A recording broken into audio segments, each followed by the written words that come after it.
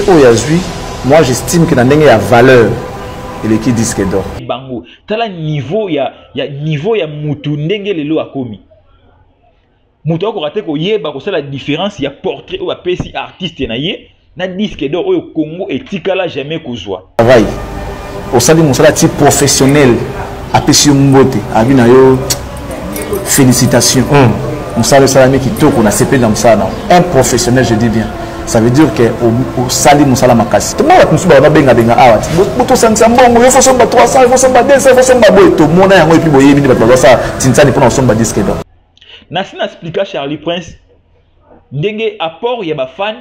et pas y a artiste. Apport y a ba fan et pas artiste. Il y a ko sunga artiste. On a ba achat pour un artiste on a qui n'a ko rafler ba meilleur prix. Mais c'est comme si on dirait Charlie Prince a compris tes explications à PC. Bateau botel arabi so des fois bon ça la sortir au 4 vidéo tinda Charlie Prince ba le mois berrer au bazana. Pensez vraiment que Sony a un temps ya vanda Rolanda ba polémique bête, ba polémique ya ba bololé ba zoba o ba sala na ba chaîne YouTube na bango wana que non album été kamate ezobeta wapi tout ça bon ainsi bango ba na temps na mambo. Est-ce qu'aujourd'hui on peut comparer Trésor Congolo avec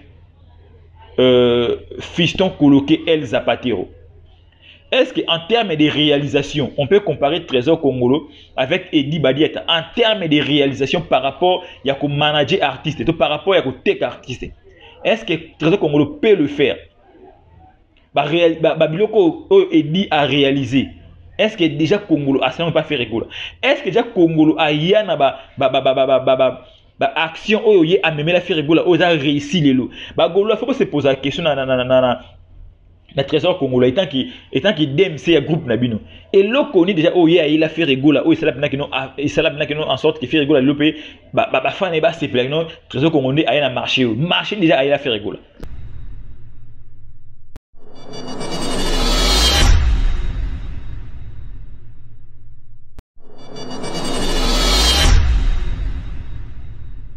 Beko, beko, beko, beko, beko, beko, beko, beko. Je vous laisse d'abord de suivre cet extrait. Tozonga comme ça, tout peut s'emboutir na bandeko tout ou ba narration na Bardol officiel. Wana botu na mélodie à faire rigola, hein, musique épicier récompense mais directeur il y a Sony Music. Oui, PC Ferregoul. Alors, laissez-moi comme ça saluer mes abonnés fidèles, tous ceux qui me suivent sur Bardol officiel. Je vous dis sincèrement merci à vous. Vous êtes tellement nombreux à me suivre sur Bardol officiel. Vous avez vraiment ébélé pour l'Arabie Saoudite, comme l'Arabie Saoudite. Vous êtes tellement ébélé. Tout haut, ils ont mis en tout cas. Je vous aime tellement beaucoup parce que vous avez peu importe, mais vous avez vous allez commenter, vous allez quand même félicitations par rapport à Msalato Ali Kosala. Wana boti kolanda ezali intro mo extrait ya nzembo ya Ferré oyo marionnette oyo ateli ba golo na YouTube oyo jusqu'à présent nanu nzembo wana ezali 1 million de vite to beta pe masolo nango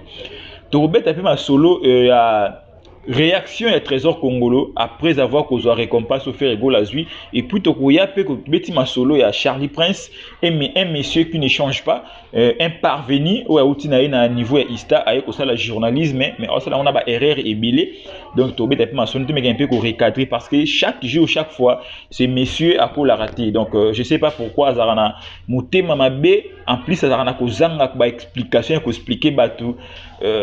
par rapport à la musique ya Congo ndenge zalara to beta pe masolo ya Fali Poupa oyo azana Europe psycho yo azako préparer tournée africaine na azaki na tournée américain kaka pardon azaki na tournée africain héros américain oyo ekana ni oyo mais tout le monde a bandi sous tournée mususu après avoir ko beta Stade des Martyrs a banda sous tournée mususu déjà à Longoli des dates à Longoli à Brazzaville à Longoli à Lubumbashi à Otala Sigo Angola qui go beta pe concert na stade ya Angola to go beta pe masona ngo mais tozonga na beaucoup plus na récompense ya fait rigola oyo lelo et puis si moi mki espoir na ba golois ou et puis quand même mon espoir na bande de ba Trésor Congolo ba Tracy Eleza ba Charlie Prince ba komi ko ya ko loba loba na niveau ya média ba bilo ba ko loba te mais ba bandi ko loba yango en tout cas to moi mki total c'est bien la mélomane ba internaute ba na Bardol officiel tout mais un peu ko son tout mais un peu ko analyser yango ndenge ni marmango ko zala. Oui, aujourd'hui Ferrego a récompensé la maison Sony Music Afrique et récompensé Ferrego là par rapport à mélodie, par rapport à l'album na sali ba mélodie à beti na kati quand même Sony Music il récompensé trophée wana trosola on a deux étapes. Première étape pour ngai trophée wana mon nango nazo minimiser yango na minimiser yango pourquoi carrière tout au fait rigola à sali et koki jamais ko reposer na trophée où il mérite va pesier et pas être directeur il y a Sony Music parce que Ferrego là c'est un grand artiste en mboka na biso bobi ndenge nini batu bakumi saka Ferrego là grand chanteur grand artiste ayembaka danser bataring et tout voilà mais c'est un artiste oyo na niveau na ye photo mona quand même ba titre moko majeur na niveau na photo mona quand même ba titre oyo ezali ko se mesurer na niveau ya ye Ferrego là que ba titre oyo ba récompense mutu moko afandi na bureau na ye directeur moko ya maison afandi na bureau na ye pona ko cajoler artiste wana ba pesa ye récompense tokoki jamais ko ya ko lobela yango ko betela maboko surtout parce que trophée wana atoke na palmarès ya ba sud africain ba trophée ba pesa ba trophée na ko lobelo ko moté je ne pense pas bato ba beta Jérusalem je sais na habite so ba produit par maison Sony Music et Afrique du Sud je ne sais pas mais ceux qui bazali produit par bango to luka bango to ba ceux qui bango pe quand même na son basali à Jérusalem ceux qui quand même bazana ba récompense oyo directeur général ya maison Sony Music a pesi Ferrego là parce que na niveau ya Ferré auto tchaka Ferré biso il faut tout le monde quand même faire déjà tout le monde qui na ba récompense mo ya mineni quand je dis ba récompense à mineni oyo pesa ma quand même temps sur li banda ya mboka na biso na ba États-Unis na ba Nigeria bleu mo ndengo wana ba fali pour ba lelo to mona bango na ba débit na bango MTV fali wana azwa trophée ya MTV devant ba P-Square au bazaki en plein apogée na bango en plein succès à cette époque qui est cet artiste oyo akocha ne pat na ina ba P-Square série wana ba du mezo beta série wana et puis vidéo oyo e kasa ba P-Square dali vidéo ya fali oyo ba chéri boyaka tobini sa ba tonton. Or, c'est vraiment puisque bah chapma moni na bango bana ko bete ko saranate mais vidéo wana et même meilleure vidéo par rapport à P-Square MTV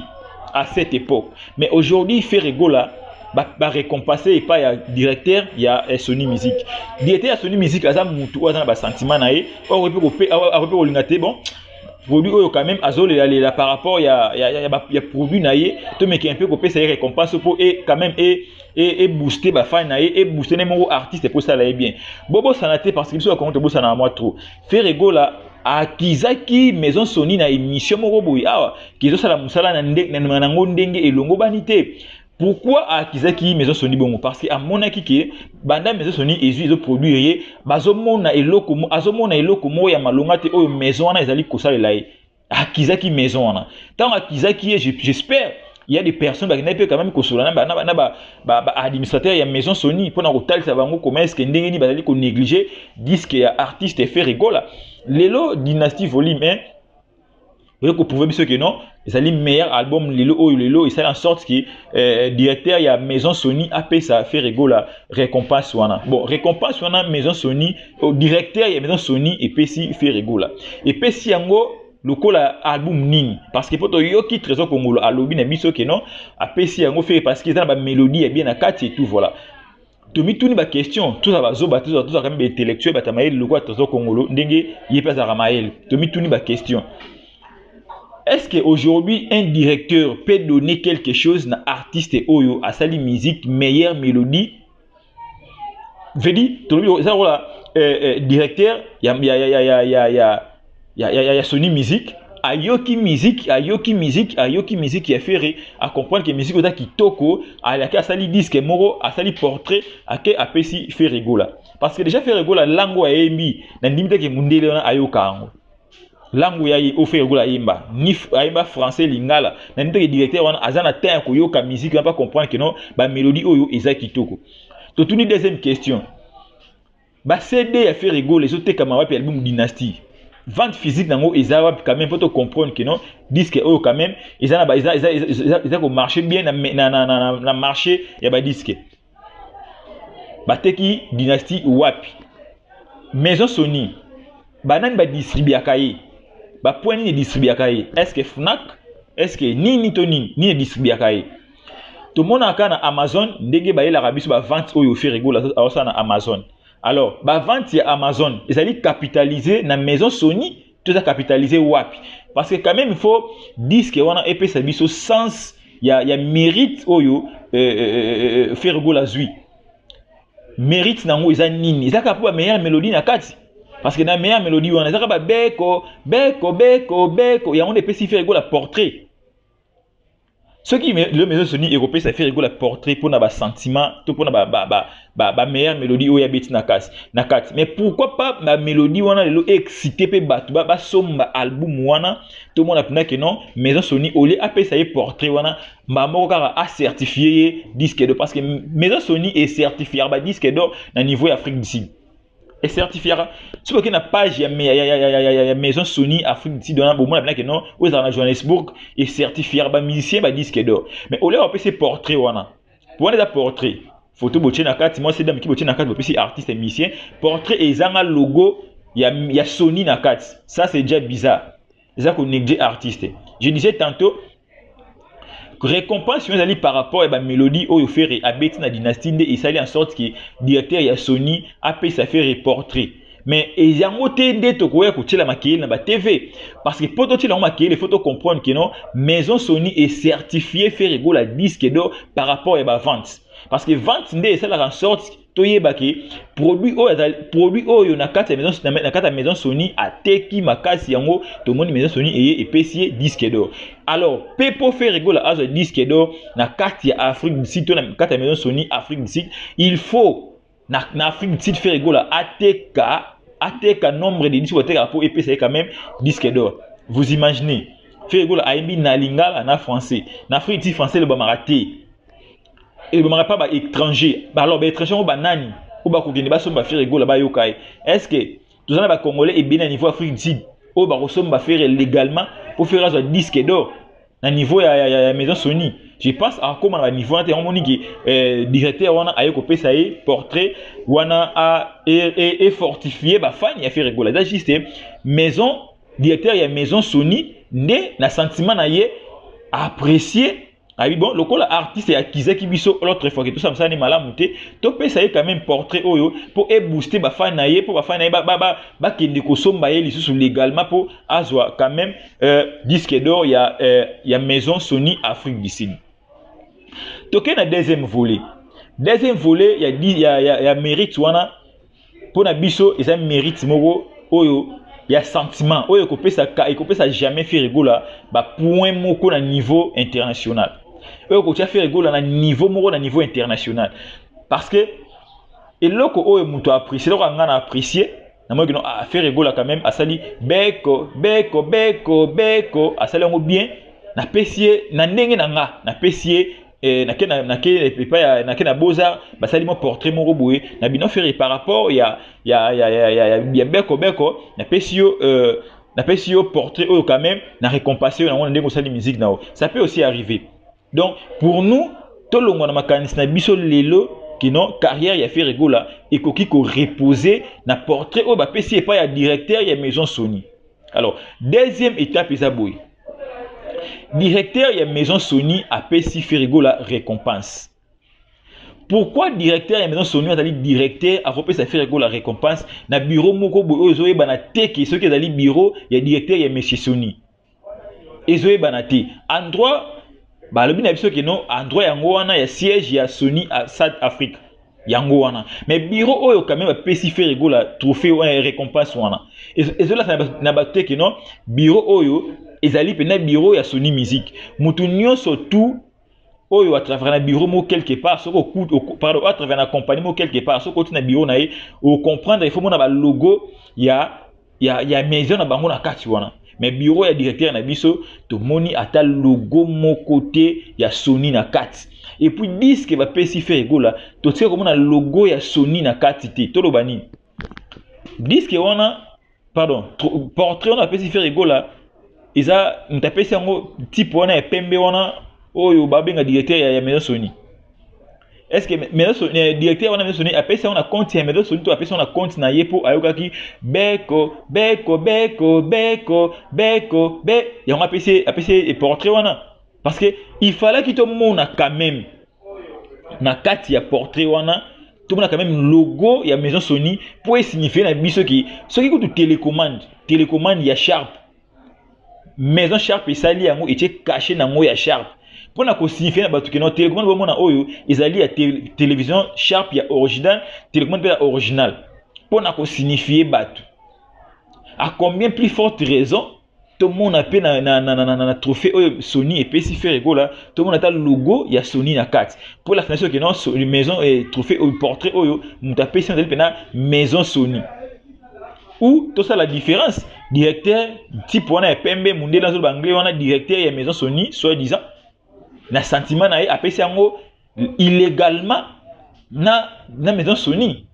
Donc, il y a un sentiment à apprécier à attribuer on a fait rigolo. Si c'est comme ça, bravo, na directeur, on a PMB, on a apprécié fait rigolo,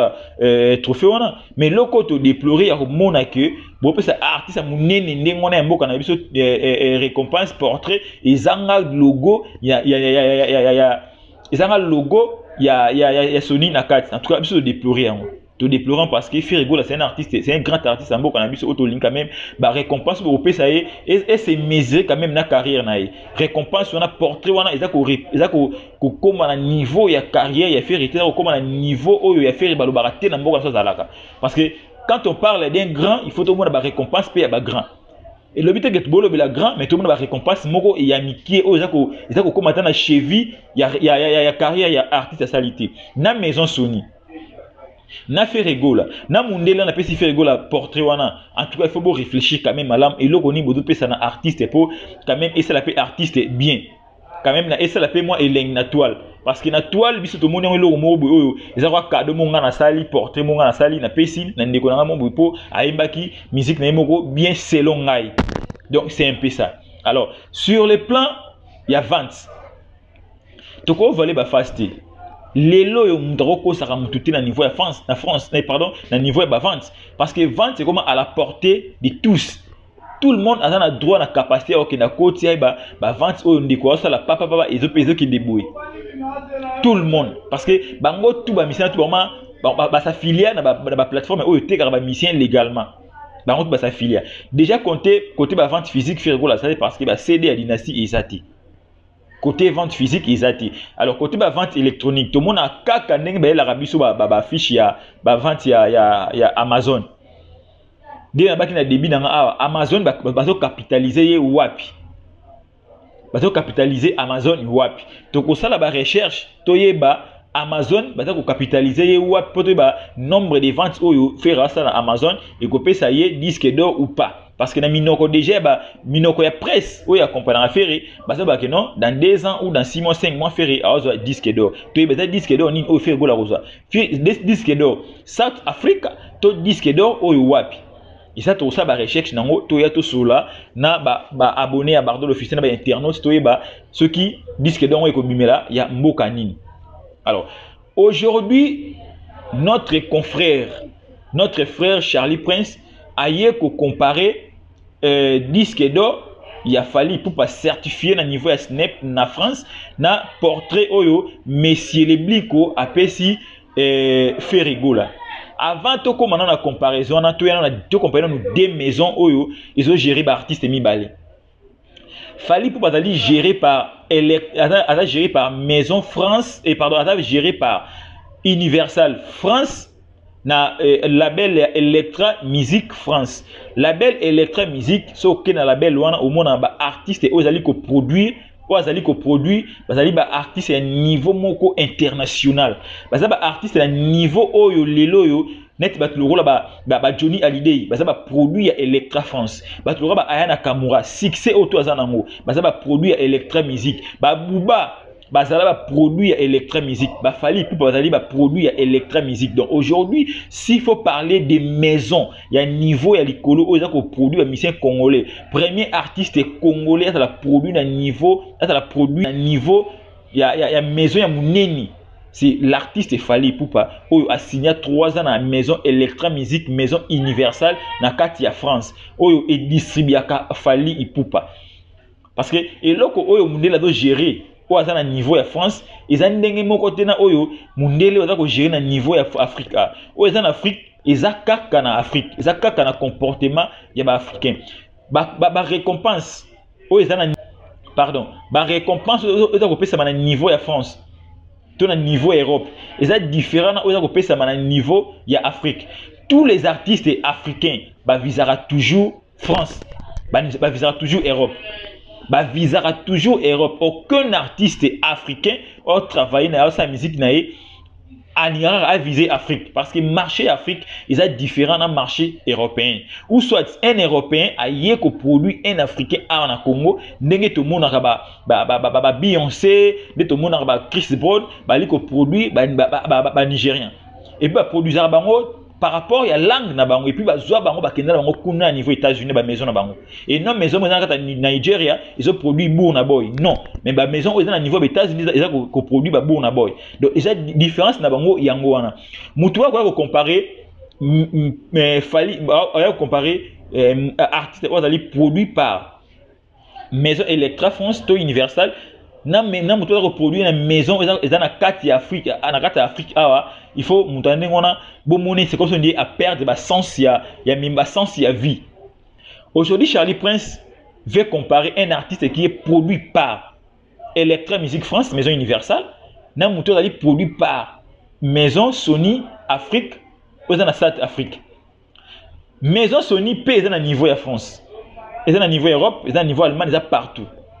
C'est seulement si l'artiste là qui fort, il fallait qu'il mbalamo comme maison ya munene ya France et récupérer et produire. Si seulement là qui fort, il fallait qu'il récupérer et que ne kuna poto mon artiste quand même à ça la vente na niveau ba ninga tout baza ko sala ba vente parce que il fallait aller faire face na ba Bouba, na ba Anakamura, na ba artiste tout ya munene ya France. Fallait aller faire face na bango par rapport à ba vente, par rapport à ba achat.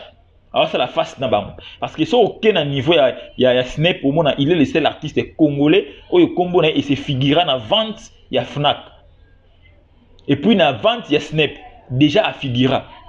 mais au moins jamais artiste produit par South Afrique Sony musique ya South Afrique pour comparer bah au moins combo et s'affilier et se figurer na classement Snap et au moins ezalati mais aujourd'hui un journaliste a joué comparer quelque chose yande mwana oyo ezana butu na moite na kati parce que écart ya maison Sony Afrique na maison Universal eza écart moko ya butu na moi donc comparaison eza wana ti pourquoi na eloko wana parce que tout le monde Charlie Prince aleki na TV à lobby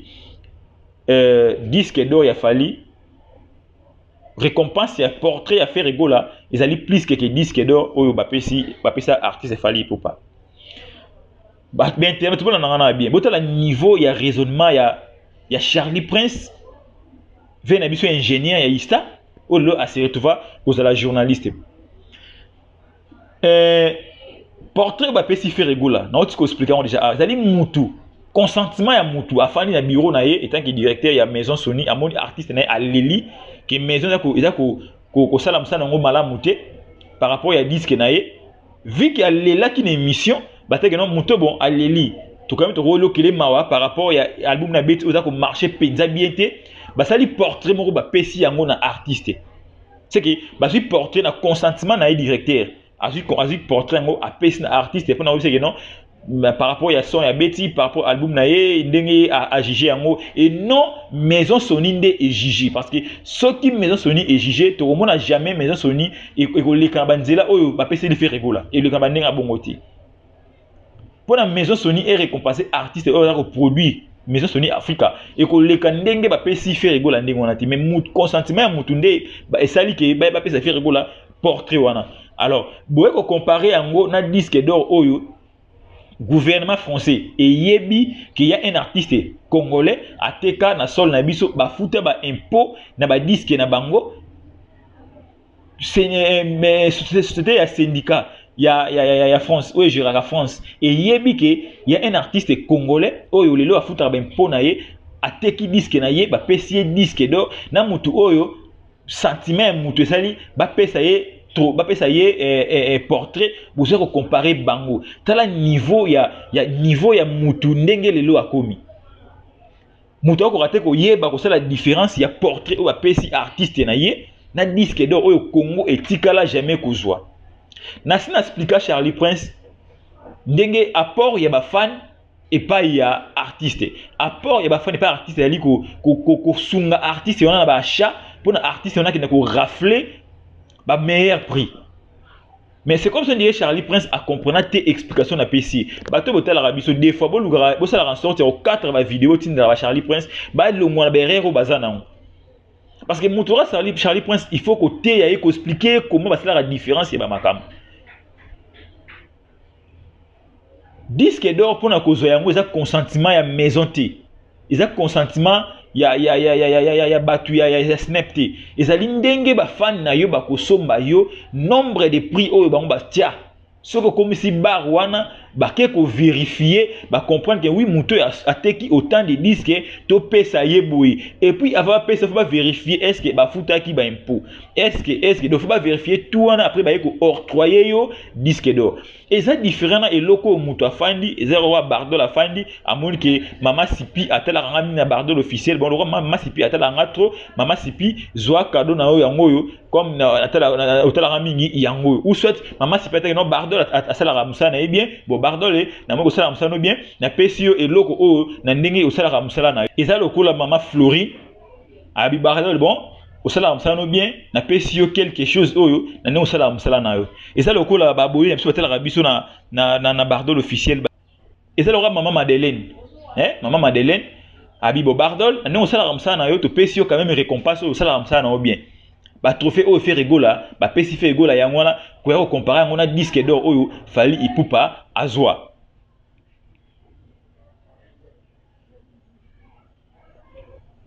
et alors la maman Marceline Mbao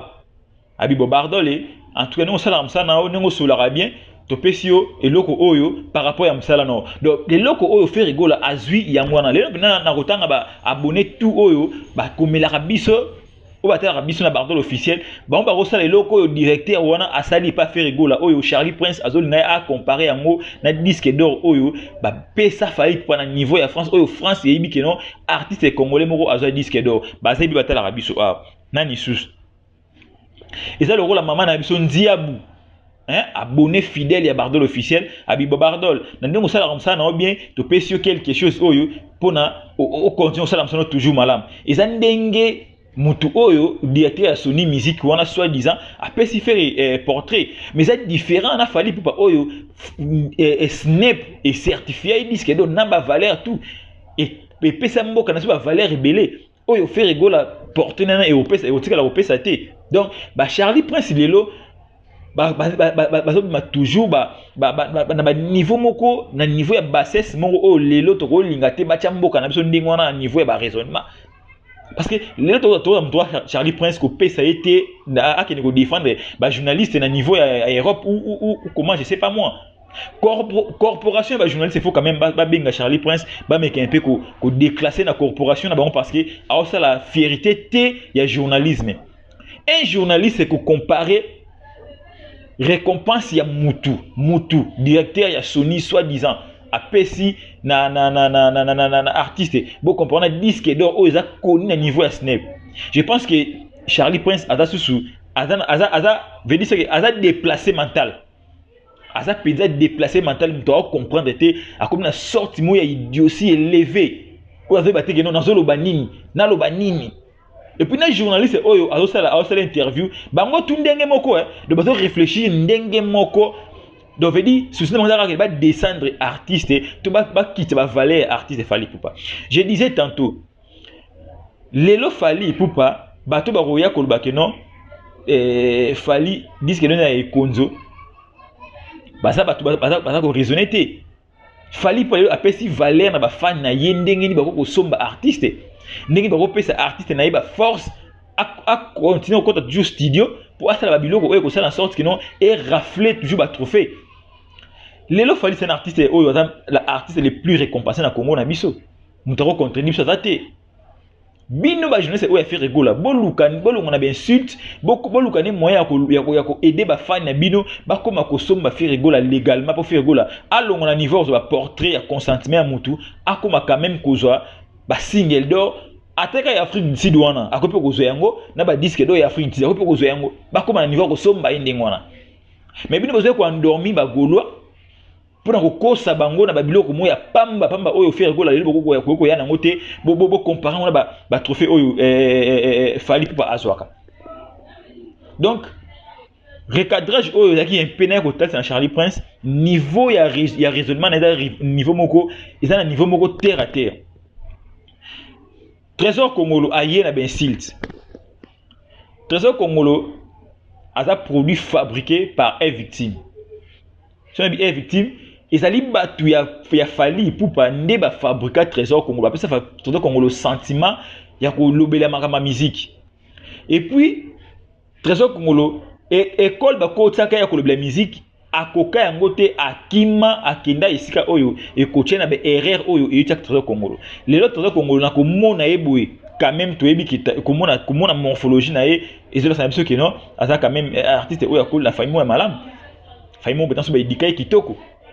Mais ko longwa Trésor Congolo na est victime ko kende pa ya ko na jet set tala ndenge mutu akoma ko ya ko tenir ba langage moko discourtois, ba langage moko déplacé na média.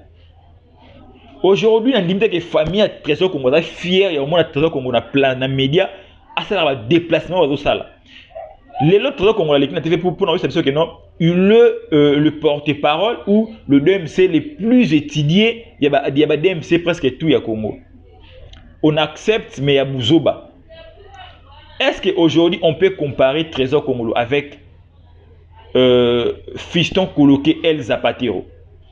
Est-ce qu'en termes de réalisation, on peut comparer Trésor Congolo avec Eddie Badieta en termes de réalisation par rapport à un manager artiste, par rapport à un tech artiste? Est-ce que Trésor Congolo peut le faire? Babiloko Eddie a réalisé. Est-ce que déjà Congolo a pas fait rigolo? Est-ce que déjà Congolo a yana action oyo a même la faire rigolo, a réussi les lots? Golo faut se poser la question na Trésor Congolo étant qui DMC ya groupe nabino et lo koni déjà il a fait rigola ça la en sorte que fait rigola le pays fan et se plaît non Trésor Congolo a na marché déjà il a fait rigola. Est-ce que até ka fait rigola bien muto ale kana chaîne YouTube na awati na bino s'abonner na chaîne na pour na information? Est-ce que muto ndengo wana pena bo sa confiance clip na bino na TV 4e jour lelo pas même 1 million de vues 3 minutes. Mais à Tindibino, j'aime que ne visualiser en gros, mais à haute ne s'abonner à la chaîne. À quel plus loin que non, ma cambuya ba view, ma cambuya ba streaming, ici va dénoncer en gros, bah qu'on peut que somba. Bon, est-ce que vous imaginez un moteur d'ali directeur marketing, mais nous tala ba propos azoyer la bino la TV. Bon, se pose la question ti. Et yémo peut faire rigolo jamais à se poser la question, na discours mou yende ngona. Aza obligé de se poser la question. Trésor Congolo qui passe à la télé, qui inviter à s'abonner beaucoup plus na la chaîne et non continue à bagarre na tala ba clip ya faire rigolo à niveau ya YouTube. Ça mutu ende on peut aller que non azama ele bino bo accepter yango. Licencié politologue. Trésor Congolo. Tu es bien ni beti de Congo et les gaga. Tu es bien ni beti de Congo et Zalaka. S'exprimer en français, cela ne veut pas dire que tu es un intellectuel. L'intellectualisme est mon anaka na ba travail au dako exercer. C'est par là que juger ces messieurs c'est un intellectuel. Mais on peut pas te juger par rapport à ba français ou à ko na média. Tu peux aussi s'exprimer en français, mais ba pesa aux lettres au rédiger. Va corriger l'être tout à ceux qui viennent que non aux un intellectuel parce que ton intellectualisme ils ont mon en par rapport à discours na yo par rapport à ndenge aux autres artistes na yo ils ont mon en mais intellectualisme na yo ko mon en carte msusu soki oye ko finga na TV ndé obi que non aux intellectuels. Si vous avez un intellectuel qui sait comment manager ton artiste mais on même l'artiste va marcher à mineni. Aujourd'hui Ferregola n'est plus avec Charles Tab. Bah résilier contre Charles Tabou. Bah biloko oh Charles Tabou a ça pas fait rigoler. Déjà yo Trésor Congolo salaire. Déjà Congolo salam. Congolo nan oye la fait rigoler quelque chose de bonté, quelque chose de meilleur ti. Mais oye la y toujours ba propos moko ya mabe. Déjà ngai tant qui analyste kolanda même malobano ya kolanda fani ki bolanda ba abonné on peut acheter, on peut aussi acheter. Donc bana ba view déjà un directeur de marketing a tenir ba propos ya ndengwa na munoko na eti d'où kende ko la politique na ba erreur oyo za nango parce que Congo qui parle nango te oko za na ba erreur na politique ba ko cho quelque part ba ni ko sala musala na ba erreur yango bona le Congo ils ont marché na ba kokoso mais ba erreur on so na la musique il y a des personnes dans la musique à la loupe en tout cas ba hotel ça na yo que non ozali bande ya makambo ozoloba. Comment un directeur de marketing qui passe à la télé avec communiquer na ba bonné na ba fan ya artiste qui kostala ba mission na view na YouTube et ça la sa grandeur ya artiste ti papa aujourd'hui tout est allé ko reposer dans réseaux sociaux nion c'est allé ko reposer dans réseaux sociaux là je vous dis ce qui est vrai tout est allé ko reposer dans réseaux sociaux tant que beta masolo ya Amazon ils ont ba boutique on peut ba vendre sur place est-ce que na ba boutique ba vendre sur place Amazon bah c'est des affaires rigoles les alliés ils attaquent mais besoin qu'ils ne télécharger ils a électronique tous les réseaux sociaux vous pensez que les réseaux ils ont YouTube tous les ont ceux qui ils ont nini tous les je sais pas moi donc Amazon pending la plateforme électronique na oh il faut que artiste ba qui ne kosomba yango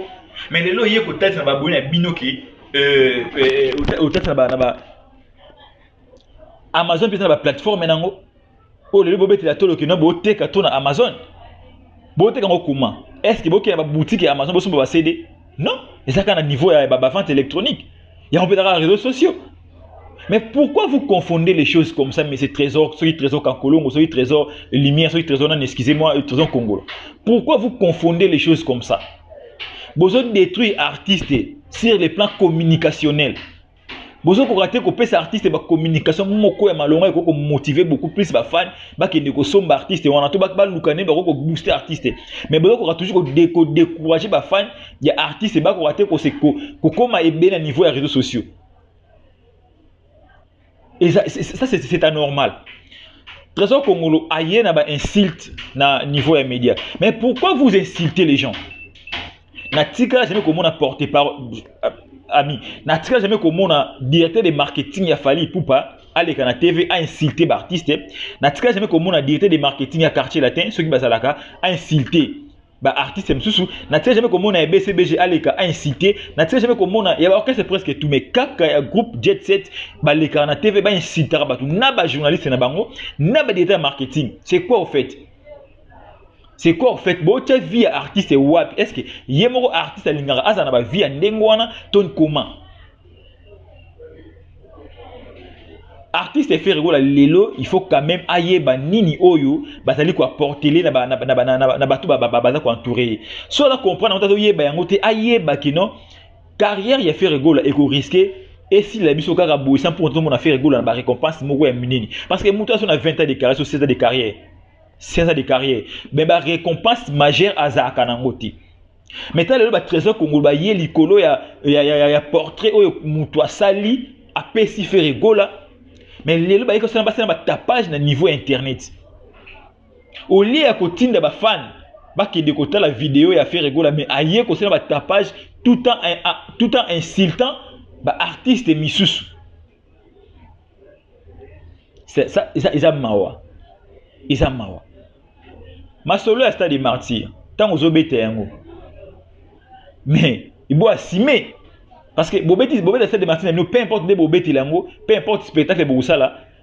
eza bino ba comparer jamais na stade ya mutumo beta eza bino mais le plus important là que non bobeti yango toujours na sima ya artiste Fally Ipupa bobeti toujours na sima na e et puis boya yango te bo coller yango na stade o fala beta boya bo coller yango te déjà il va dire que coller arriver à faire rigola na arriver à Fally Ipupa ça n'a rien à voir baza batumi balé ba keseni baza batumi balé ba keseni entre bon balé artistiquement baza deux personnes différentes ou des personnes différentes parce que ce bani ko comparer Fally na Ferry ndenge bande ko na biso ba lobe artiste du net comparer Ferry avec Fally c'est manquer du respect na taboulay ba lobe on a raison artiste du net ne lobe yango comparer Ferry avec Fally c'est manquer du respect na taboulay c'est pas nous alors yo Congolo ko être comparer Ferry na Ferry na Fally Ipupa parce que ezana carte na tout monde et le ko comparer Ferry na Fally na carte na ti ba ça ba congolais certes mais ba ça ba artiste ni balé ba keseni na ba réalisation na bango bazam ba keseni to comparer bango tam ko le mon côté. Alors au sala makambu na bino na ndenge bozomoni la vie na bino bosala makambu na bino te ndenge botala ka lisu na bino ipaya Fally Ipupa na ba institut na bino wana. Alors parlons de Fally Ipupa au hasard que cette journée en Europe. Fally, un artiste déterminé, un artiste où on a besoin qu'on puisse abonner ba mélomane na musique qui on a besoin qu'on puisse ba mélomane na ba blabla tout ba baiser parce que baiser pas Fally ils en ici katé. Bravo à toi l'artiste Fally Ipupa. Tonga un Songandi là le précurseur de sa génération, le meilleur de sa génération. Voilà, m'ta contribué sur Azate, m'ta contesté Azate. Lelo Fally na niveau Europe a préparé tournée africaine na anemoko artiste atana asala détourné na anemoko sans compter ba concert ba tournée ça salaki avant na ba janvier février mars avec ba concert abetaki Liban mboka na biso mais aujourd'hui artiste a compté deuxième tournée azali kosala déjà na calamité awa mais en Europe la promotion il y a Formule 7 album na o ma calamité to betana masula Formule 7 o ngazo mona ngoza ezali li passe ya droit chemin na bien on li passe ya droit chemin parce que droit chemin ezaki album rumba congolais mais il déjà na tokos na kati parce que tokos il a fallu pour bazali inspiré nango lelote atala inspiré nango kala qui a aussi la musique moko ouvert. Alors, ce batali esprit à droit chemin qui album rumba ouvert. Prévenez, tu es ba nazati, tu es ba naza à peine, mais ba naza ba yemba ba nzembe ba associé. Tu es ba biso, tu es ba bramsito te, mais tu es ba bramsito, mais ba bramsito déjà ba fan ya Fally Ipupa. Bramsito a fan en Europe, naza fan en Europe. Cela montre que non, l'album Fally avait conçu, l'album moko rumba congolais mais et qui un peu partout. Le gars il a un esprit à rumba moko très ouvert, le loba naza bayoka ba associé, le loba bramsito bayoka ba associé, ba tellement belé ba mission ba fan en Europe bayoka associé. Ndenge pe nazomona Formule 7 ndenge kozalela.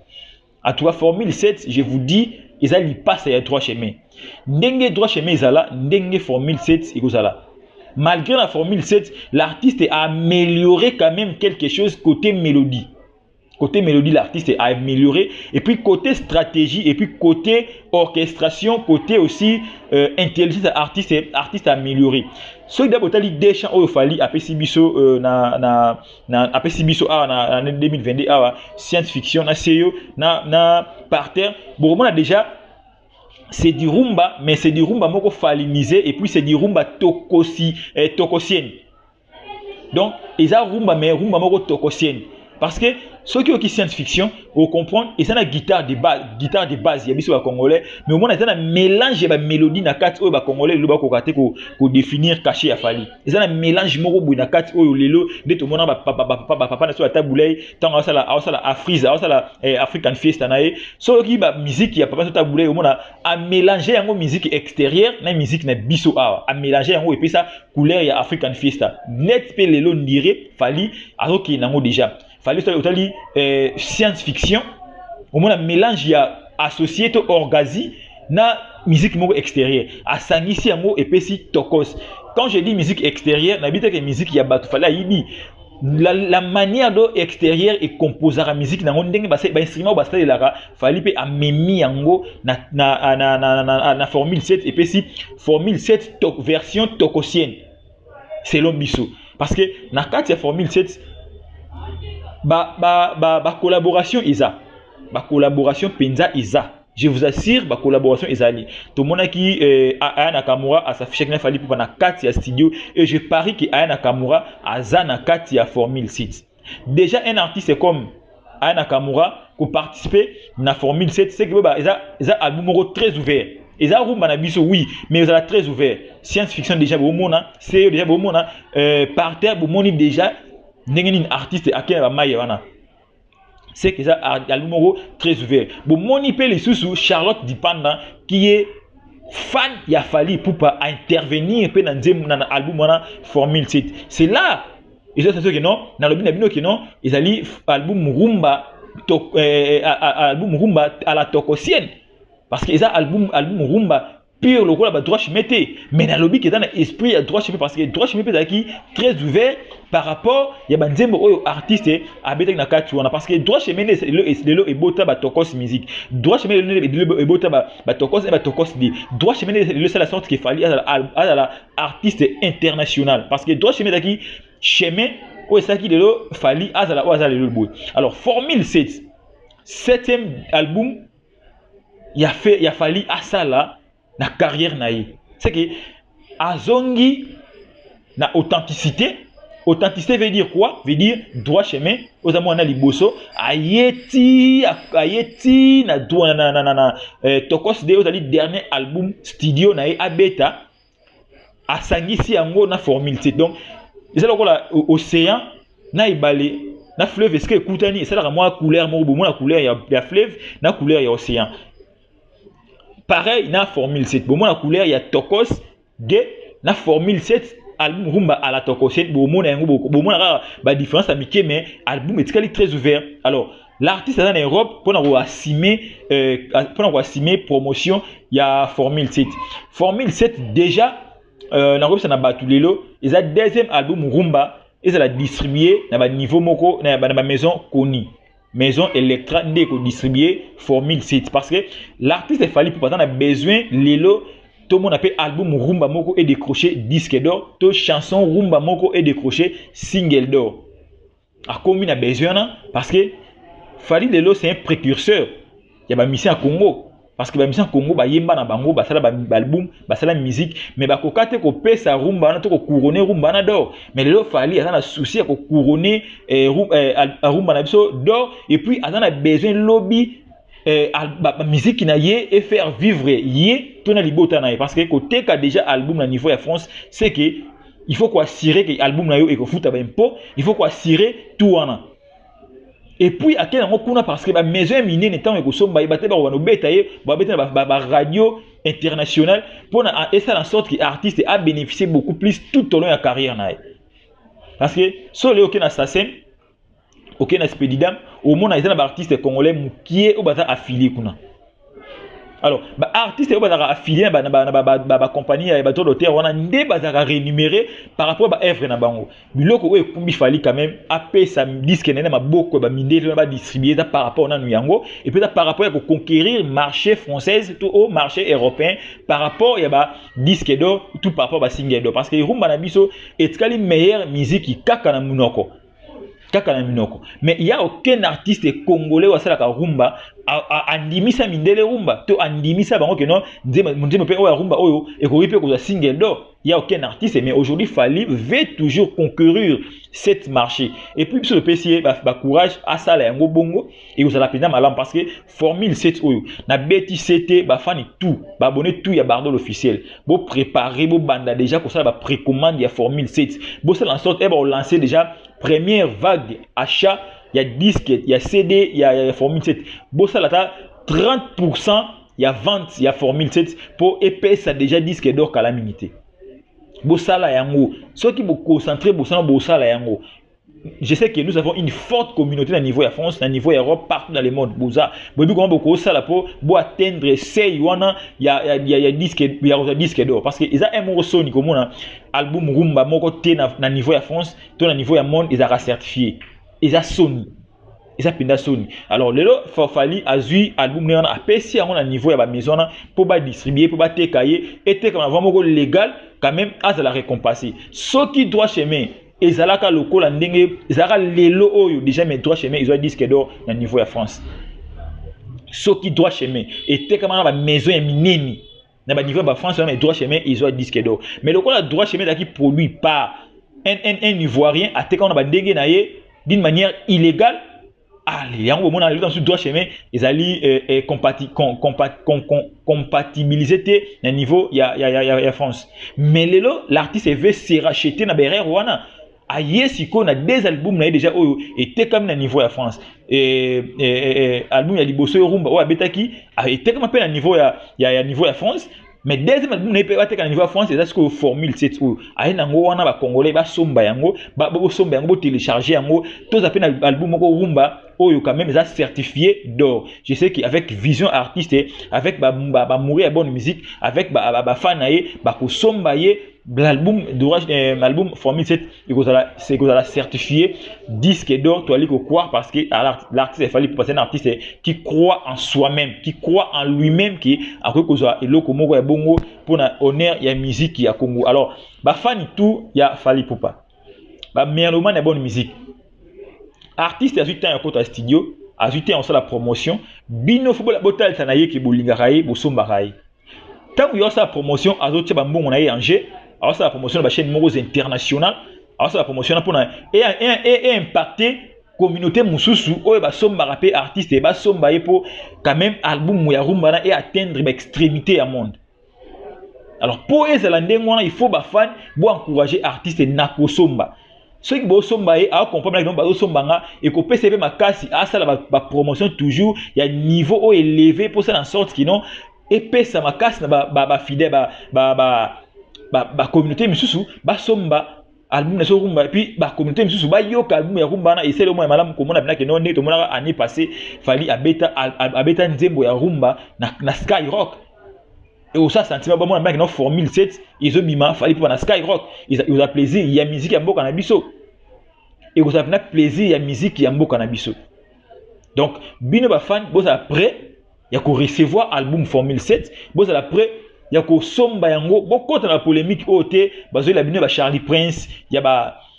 Trésor Congolo bazo ko rater ko mobiliser ba fan na bango ba somba artiste na bango mais bazo ko mobiliser bango na ko boya ba fan ba somba ba artiste na bango mais bino quand même boza la prêt boyamba disque